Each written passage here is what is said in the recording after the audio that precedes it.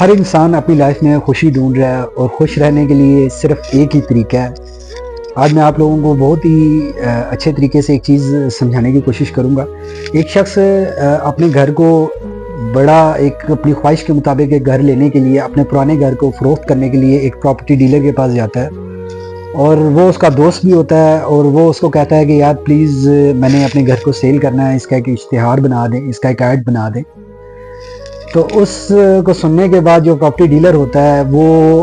اس advertisement کے لیے different points لکھنا شروع کرتا ہے، محلے وقوع بناتا ہے کہ اس گھر کے اندر سوئمنگ پول ہے، اس گھر کے اندر بہت ہی خوبصورت گراج ہے، بہت پیارے روم ہیں، اور وینٹیلیشن ہے، اور روڈ کے بالکل نزدیک ہے۔ مطلب اتنے خوبصورت طریقے سے وہ اس پوائنٹس کو لکھتا ہے فروخت کی غرض سے، کہ تاکہ پڑھنے والا فوراً اٹریکٹ ہو اور اس گھر کی طرف مائل ہو جائے اور اس کو خریدنا چاہے۔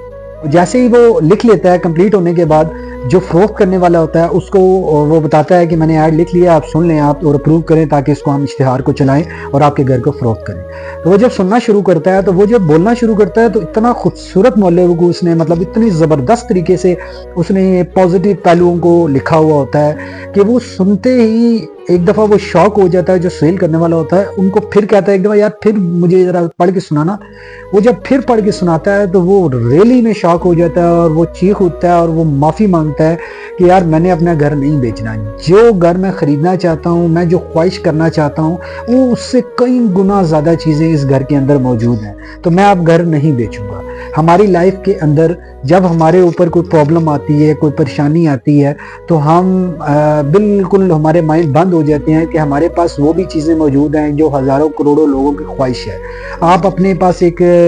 جرنل بنائیں، ایک ڈائری کے اوپر لکھنا شروع کریں کہ اللہ رب العزت کی ذات نے آپ کو کس کس نعمتوں سے نوازا ہے جو دوسروں کے پاس نہیں ہے۔ آپ لٹرلی یقین کریں کہ آپ کی پرابلمز، آپ کی پریشانیاں بالکل ختم ہو جائیں گی جب آپ یہ دیکھیں گے کہ کرنٹ سینیریو میں آپ کے پاس اللہ پاک کی کتنی نعمتیں موجود ہیں، اللہ پاک آپ سے کتنی محبت کرتے ہیں، اور کتنا آپ کو نوازا ہوا ہے، کس کس اینگل سے کہاں کہاں پرابلم سے آپ کو نہیں نکالا اللہ تعالیٰ نے۔ تو انشاءاللہ اس مسئلے سے بھی نکالے گا، اور جب آپ جرنل بنانا شروع کریں گے میں آپ کو گارنٹی دیتا ہوں کہ آپ کی آنکھوں میں آنسو آ جائیں گے کہ یار میں اتنا پریشان ہوں اس چیز کے لیے، چھوٹی سی چیز کے لیے۔ اس وقت آپ کو وہ چیز بھی چھوٹی لگے گی، پرابلم بھی چھوٹی لگے گی۔ جب آپ یہ دیکھیں گے کہ یار آج تک الحمدللہ شکر الحمدللہ مجھے اللہ پاک نے اتنا نوازا، یہ چیزیں نوازی ہیں، آپ تو